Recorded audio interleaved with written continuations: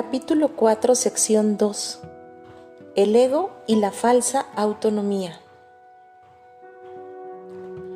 Es razonable preguntarse cómo pudo la mente haber inventado al ego. De hecho, esa es la mejor pregunta que puedes hacerte.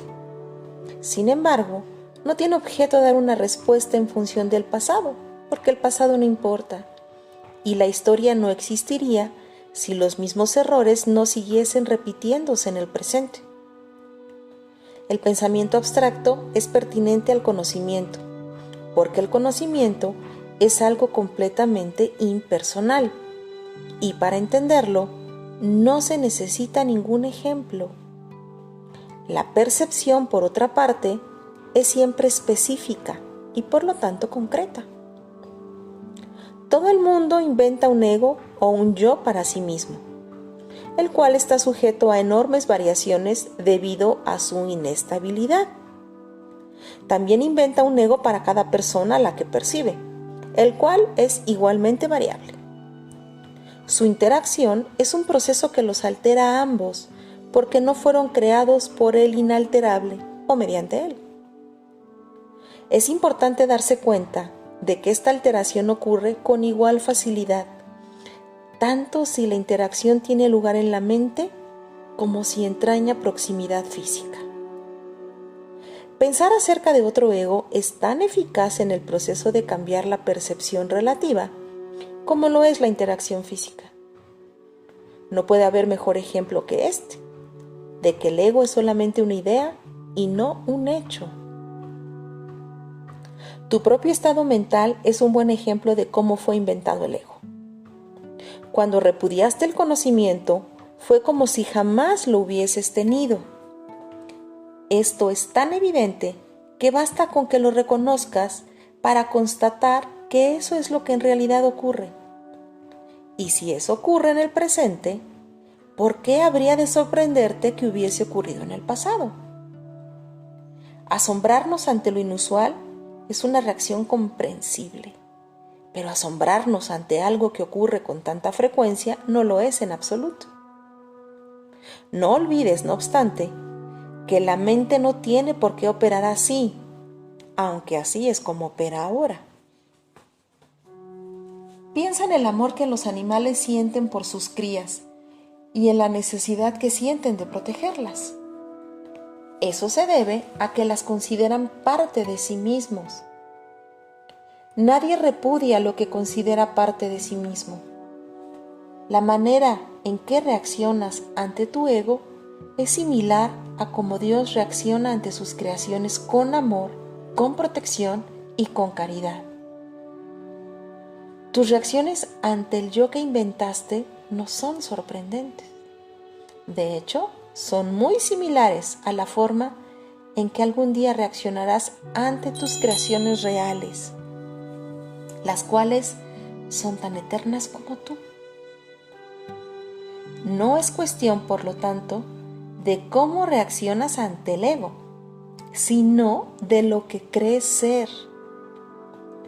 Creer es una función del ego, y mientras tu origen siga sujeto a interpretaciones, lo seguirás viendo desde el punto de vista del ego. Cuando el aprendizaje deje de ser necesario, simplemente conocerás a Dios. La creencia de que hay otra forma de percibir es la idea más sublime de que es capaz el pensamiento del ego. Ello se debe a que dicha idea reconoce, aunque sea mínimamente, que el ego no es el ser. Socavar el sistema de pensamiento del ego no puede sino percibirse como un proceso doloroso, aunque no hay nada que esté más lejos de la verdad. Los bebés gritan de rabia cuando se les quita un cuchillo o unas tijeras, a pesar de que si no se hiciese, podrían lastimarse. En este sentido, todavía eres un bebé. No tienes una idea clara de lo que es el verdadero instinto de conservación y probablemente decidirás que necesitas precisamente lo que más daño te haría. Sin embargo, tanto si lo reconoces ahora como si no, has acordado cooperar en el empeño por llegar a ser inofensivo y servicial. Atributos estos que son necesariamente inseparables. Incluso las actitudes que tienes a ese respecto son necesariamente conflictivas, puesto que todas las actitudes están basadas en el ego. Esto, sin embargo, no perdurará. Ten paciencia mientras tanto y recuerda que el desenlace es tan seguro como Dios. Solo aquellos que tienen una sensación real y duradera de abundancia pueden ser verdaderamente caritativos. Esto resulta obvio cuando consideras lo que realmente quiere decir ser caritativo. Para el ego, dar cualquier cosa significa tener que privarse de ella. Cuando asocias el acto de dar con el sacrificio, das solamente porque crees que de alguna forma vas a obtener algo mejor y puedes, por lo tanto, prescindir de la cosa que das. Dar para obtener es una ley ineludible del ego, que siempre se evalúa a sí mismo en función de otros egos. Por lo tanto, está siempre obsesionado con la idea de escasez, que es la creencia que le dio origen. Su percepción de otros egos como entes reales no es más que un intento de convencerse a sí mismo de que él es real. El amor propio, desde el punto de vista del ego, no significa otra cosa que el ego se ha engañado a sí mismo creyendo que es real y por lo tanto está temporalmente menos inclinado a saquear. Ese amor propio es siempre vulnerable a la tensión, término que se refiere a cualquier cosa que él perciba como una amenaza a su existencia. El ego vive literalmente a base de comparaciones. La igualdad es algo que está más allá de lo que puede entender y por lo tanto le es imposible ser caritativo. Lo que el ego da nunca emana de una sensación de abundancia, porque él fue engendrado precisamente como un sustituto de esta. Por eso es por lo que el concepto de obtener surgió en su sistema de pensamiento. Los apetitos son mecanismos para obtener, que representan la necesidad del ego de ratificarse a sí mismo. Esto es cierto tanto en el caso de los apetitos corporales como en el de las llamadas necesidades más elevadas del ego. El origen de los apetitos corporales no es físico. El ego considera al cuerpo como su hogar y trata de satisfacerse a sí mismo a través de él. Pero la idea de que eso es posible es una decisión de la mente que está completamente confundida acerca de lo que realmente es posible. El ego cree que tiene que valerse por sí mismo para todo, lo cual no es más que otra forma de describir cómo cree que él mismo se originó. Es este un estado de tanto temor que lo único que puede hacer es dirigirse a otros egos y tratar de unirse a ellos en un débil intento de identificarse con ellos, o atacarlos en una demostración igualmente débil de fuerza. No es libre, no obstante, de poner en tela de juicio la premisa que da lugar a todo esto, pues esa premisa es su base. El ego es la creencia de la mente, según la cual tiene que valerse completamente por sí misma. Los incesantes esfuerzos del ego por ganar el reconocimiento del espíritu y establecer así su propia existencia son inútiles. El espíritu, en su conocimiento, no es consciente del ego, no lo ataca, simplemente no lo puede concebir en absoluto. Aunque el ego tampoco se percata del espíritu. se percibe a sí mismo rechazado por algo más grande que él. Por eso es por lo que el amor propio, tal como el ego lo concibe, no puede por menos que ser ilusorio.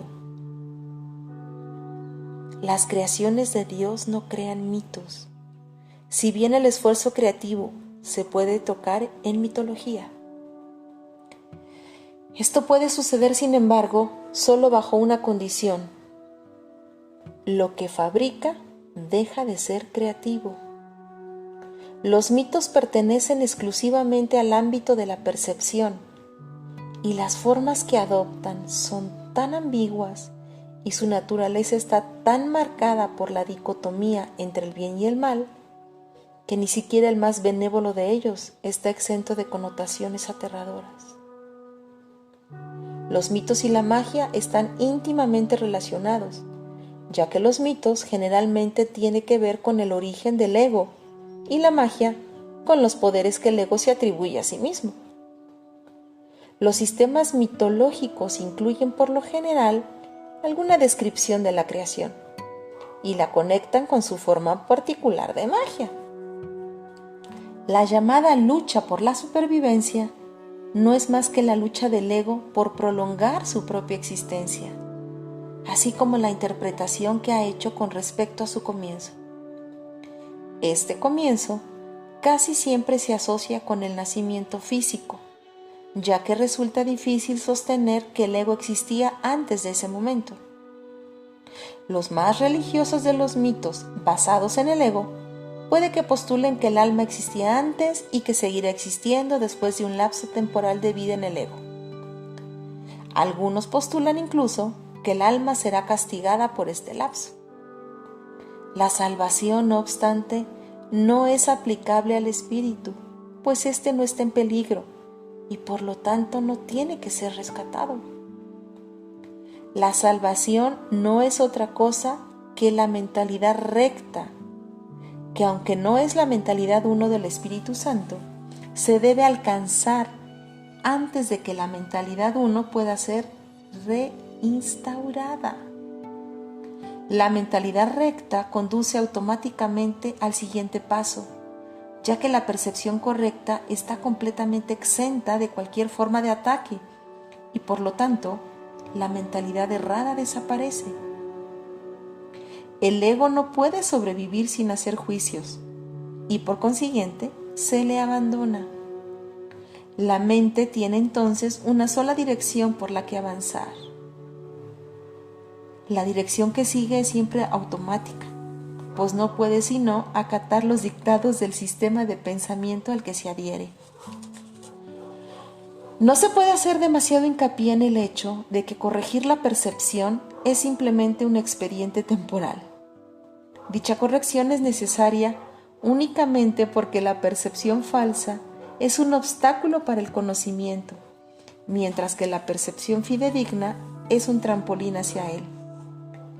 El valor de la percepción correcta reside en la conclusión inevitable de que toda percepción es innecesaria. Esto elimina el obstáculo por completo. Te preguntarás cómo puede ser posible esto mientras parezca que vives en este mundo. Esa es una pregunta razonable. No obstante, tienes que asegurarte de que realmente la entiendes. ¿Quién es el tú que vive en este mundo? El espíritu es inmortal y la inmortalidad es un estado permanente. El espíritu es tan verdadero ahora como siempre lo fue y lo será siempre, ya que no entraña cambios de ninguna clase. No es un continuo, ni se puede entender tampoco comparándolo con un opuesto. El conocimiento nunca admite comparaciones. En eso estriba su diferencia principal con respecto a cualquier otra cosa que la mente pueda comprender.